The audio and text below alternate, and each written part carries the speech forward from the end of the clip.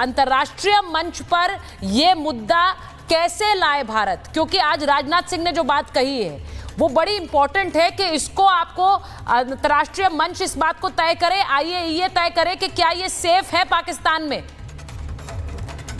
देखिए, एक तो सबसे पहले आईएईए की मीटिंग में मुद्दा लाना चाहिए जी, क्योंकि हम भी उनके मेंबर कंट्री हैं और हम ये मुद्दा भी इफेक्टिवली उठा सकते हैं। दूसरी चीज, हम सुरक्षा परिषद में मुद्दा ला सकते हैं। सुरक्षा परिषद की कमेटी नंबर 2 में हम ये मुद्दा बाकायदे ले आ सकते हैं, क्योंकि सुरक्षा की चीज़ों का, डिसआर्मेंट की चीज़ों के साथ डील करती है, तो हम वहाँ भी ला सकते हैं। भले ही पाकिस्तान अभी दिसंबर तक सुरक्षा परिषद का अस्थायी सदस्य है, 1 जनवरी से उसकी सदस्यता खत्म हो जाएगी 2 साल की, लेकिन उससे कोई फर्क नहीं पड़ता है। प्लस हम इंडिविजुअली दुनिया के तमाम देशों को हमें अप्रोच करना चाहिए इस चीज़ के साथ कि जब आप ईरान के साथ ऐसा कर सकते हैं कि ईरान को, अमेरिका भी कर सकता है कि ईरान को आईएईए के इंस्पेक्शन के घेरे में लाना चाहिए और ये वो करना चाहिए, ईरान के साथ समझौता करना चाहिए, उसके ऊपर दबाव डालना चाहिए। तो ईरान के ऊपर तो दबाव डाल रहे हैं तब, जबकि आपको ऑफिशियली नहीं पता है कि ईरान न्यूक्लियर हो चुका है। हालांकि अनऑफिशियली है कि उन्होंने 89 से 91% तक एनरिच कर लिया है, जो कि काफ़ी है। लेकिन जब आप उसके ऊपर अभी दबाव डाल रहे हैं तो उस देश के ऊपर क्यों नहीं दबाव डाल सकते जिसके पास ऑलरेडी परमाणु हथियार है और वो जब तक एकदम परमाणु हथियार की धमकी देता रहता है जी। तो आपको तो उस पर दबाव डालना चाहिए। सर, जो भी देश परमाणु हथियार संपन्न है, मुझे नहीं पता है कि उनके यहाँ से ऐसी धमकियां कब आती हैं, और ये एक लौता ऐसा मुल्क है जो बार बार इस तरह की धमकियां देता है जैसे कि कोई घर का दिवाली वाला बॉम्ब जलाने जैसा हो। बार बार इस तरह की धमकियां, और उसमें जो जिम्मेदार पोजीशंस पर हैं वो लोग ये धमकी देते हैं। तो इसीलिए इंपॉर्टेंट है कि एक अंतर्राष्ट्रीय कम्युनिटी इस बात का संज्ञान ले, और मुझे लगता है कि भारत को इस मुद्दे को पुरजोर तरीके से उठाना चाहिए। एक जो तस्वीर अभी आ रही है, जरा वो भी दिखाऊंगी। मेजर जनरल दत्ता, जरा इस तस्वीर को देखिए कि सेना की फॉरवर्ड पोस्ट पर army chief general Upendra Dwivedi पहुंचे। ऑपरेशन सिंदूर के लिए सैनिकों की तारीफ की, पीओके में आतंकी शिविरों को नष्ट करने की तारीफ की है। चिनार कोर के डैगर डिवीजन के बीच पहुंचे हैं सेना प्रमुख उपेंद्र द्विवेदी। जरा तस्वीरें लगाइए स्क्रीन पर। आर्मी चीफ की तस्वीरें आई हैं। आर्मी चीफ फॉरवर्ड पोस्ट पे पहुंचे हैं, ये तस्वीरें देख लीजिए, और सैनिकों से मिले। आज श्रीनगर में रक्षा मंत्री थे और अब फॉरवर्ड पोस्ट पे आर्मी चीफ पहुंचे। मेजर जनरल दत्ता, ये कितनी इंपॉर्टेंट है तस्वीर एक ऐसे समय में जब हम एक ऑपरेशन केलर कर रहे हैं। ऑपरेशन सिंदूर के बाद पिछले 48 घंटे में 6 आतंकी ढेर कर दिए हैं, और आज राजनाथ सिंह ने कहा कि उन्होंने धर्म देखकर मारा था, हम इनका कर्म देखकर इन्हें मार रहे हैं। बिल्कुल जितना देखिए, ऐसा है जो ऑप सिंदूर है वो कंटिन्यू कर रहा है। जहाँ तक पाकिस्तान का सवाल था, हमने उसको एक करारा सबक सिखा दिया। हमने पूरी दुनिया को दिखा दिया हमारी काबिलियत क्या है। हमने दुनिया को ये दिखा दिया कि हमारी टेक्नोलॉजिकल एडवांसमेंट क्या है और हमारी क्षमताएं क्या हैं। और हमने एक रोग नेशन, जो एक रोग नेशन न्यूक्लियर अम्ब्रेला के तहत टेररिज्म करवा रहा है, हमने उसके न्यूक्लियर थ्रेट के नीचे उसके ब्लफ को फॉल करके काउंटर टेररिस्ट ऑपरेशन करके सटीक वार किया। और अभी ये जो कार्रवाई आप जो देख रहे हैं तरार के अंदर चल रही थी, और जो पीछे सोपिया में हुआ, जिसके पिछले हमने 24 घंटे के दौरान 6 टेररिस्ट को मार गिराया है, ये वो ऑपरेशन है जो लगातार जो पहलगाम के अंदर इन्होंने कांड किया, इनको ढूंढ के, इनको बिल्लों से निकाल के इनका सफाया किया जा रहा है। और मुझे उम्मीद है कि आप ये नेट डाउन नहीं करेंगे।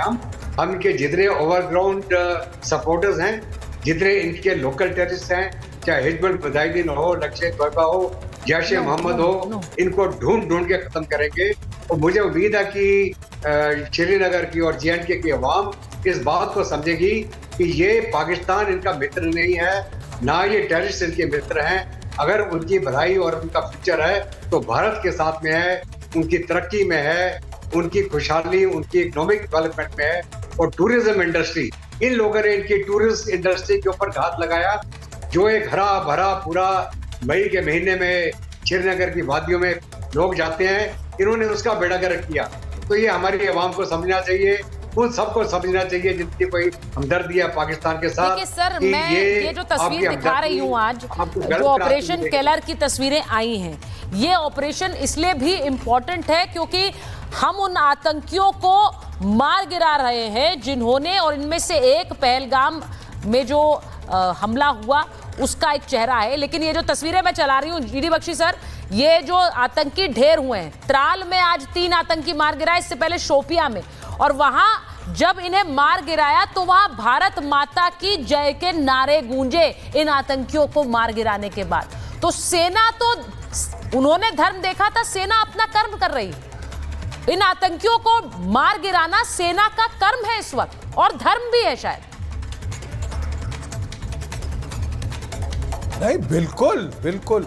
और देखिए, कई लोग चें कर रहे हैं कि अभी तक पहलगाम वाले नहीं मारे गए। अरे देखो, वो तो साले छुप रहे होंगे चूहों की तरह बिल में, और उनको भारत की फौज ने साफ कह दिया है, अबे कुत्तों भाग लो जहां भागना है, चाहे हमें 1 हफ्ता लगे, चाहे 1 महीना, चाहे 1 साल, तुम्हें किसी भी जहन्नुम के कोने से ढूंढ निकालेंगे, और जब मारेंगे कुत्ते की मौत जला के मारेंगे। I am sure our boys will use thermobaric Russian weapons 1000 degree centigrade वाले इनके खिलाफ। तुम फिक्र ना करो, फौज भूलती नहीं है, ठीक है ना। लड़ने का जिनको शौक होता है, तुम्हारा शौक पूरा कर देंगे। अब कुत्ते की तरह छुप क्यों रहे हो? कुत्ता तो बहादुर होता है, तुम तो चूहे छछूंदर की तरह छुप रहे हो।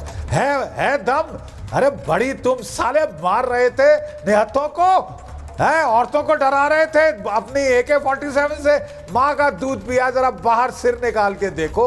नहीं निकालेंगे, छुपेंगे, तुम्हें खोद खोद के निकालेंगे। और चाहे 1 हफ्ता लगे, चाहे 1 महीना, चाहे 1 साल, आप मेरी तरफ से सुन लीजिए भारत की फौज का वायदा, हम इन्हें कुत्ते की मौत मारेंगे, चाहे 1 हफ्ता, चाहे 1 महीना, चाहे 1 साल।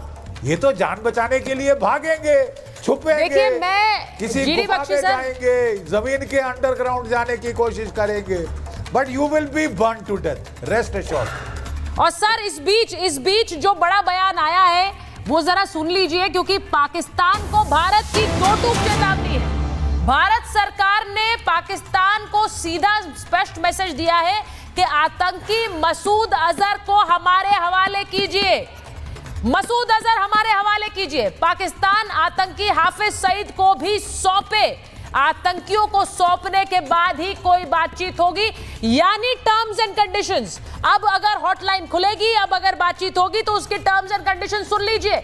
भारत सरकार कह रही है हाफिज सईद को आप सौंपेंगे, मसूद अजहर को आप सौंपेंगे, उसके बाद ही कोई बातचीत होगी।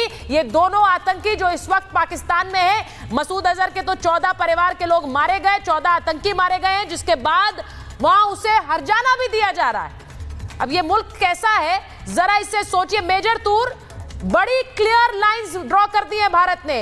हाफिज सईद सौंपो, मसूद अजहर सौंपो, फिर कोई बात होगी।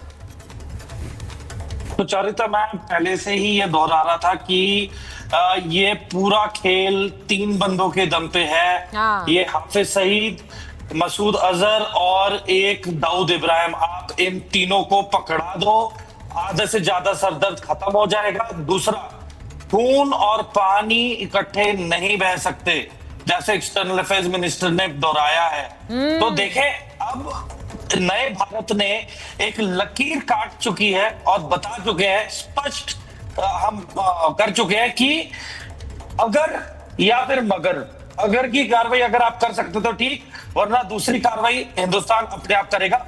और सुचारिता, मैं आपको एक बात बताऊं, देखें, ये सीज फायर